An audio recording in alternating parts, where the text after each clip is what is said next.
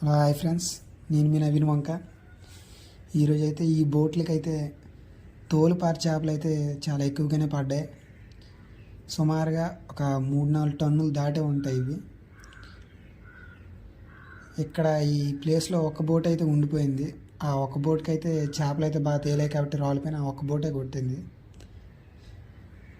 వీళ్ళకైతే చాలా ఎక్కువగానే పడ్డాయి. వీళ్ళది బారువ పక్కన కొత్తూరు, ఇది అక్కడే బారువ కొత్తూరు అని అంటారు వాళ్ళు.